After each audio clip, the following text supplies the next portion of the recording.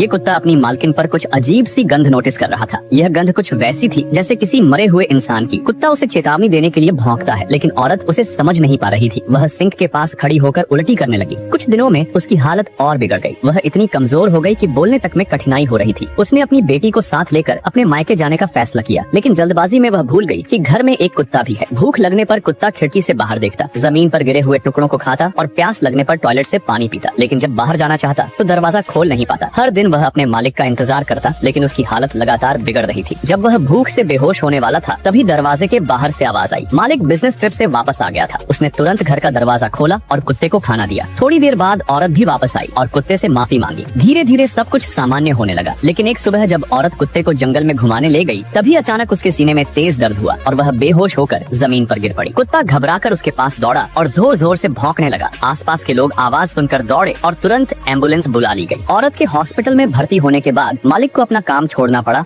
और बेटी की देखभाल की जिम्मेदारी उठानी पड़ी। शुरू में बहुत गलतियां हुई, लेकिन धीरे धीरे उसने अपनी बेटी की जरूरतों का ध्यान रखना सीख लिया। कुछ महीनों बाद ऑपरेशन सफल रहा और औरत अपने माता पिता के घर वापस आई। अब उसने अपने लंबे सुनहरे बाल काट दिए थे और उसका चेहरा पहले से ज्यादा सुस्त हो गया था। कुत्ता हर वक्त उसकी देखभाल में लगा रहता, चाहे वह खुद कितना ही थका हो। वह नींद को नजरअंदाज कर उसकी सुरक्षा में जुटा रहता, लेकिन डॉक्टरों की पूरी कोशिश के बावजूद कैंसर का फैलाव नहीं रोका जा सका। उस रात कुत्ता चुपचाप एक कोने में बैठा अपनी मालकिन को देख रहा था। औरत ने मुस्कुराते हुए उससे कहा, अब मुझे मौत से डर नहीं लगता। आने वाले दिनों में तुम अपनी छोटी बहन का ध्यान रखना। कुत्ता धीरे धीरे उसके करीब गया और उसके हाथ को सूंघने लगा। उसे महसूस हो रहा था कि यह उसकी मालकिन का आखिरी अलविदा है। अगली सुबह औरत हमेशा के लिए सो गई। मालिक और कुत्ता गहरी उदासी में डूब गए। फिर भी वह हर दिन उसकी बेटी के पास रहता, जैसे कि उसने अपनी मालकिन से किया हुआ वादा निभाने की ठानी हो। वैसे क्या आपने कभी अपने पालतू जानवर की ऐसी वफादारी देखी है? वीडियो को लाइक करके अपनी राय नीचे कमेंट में जरूर बताएं।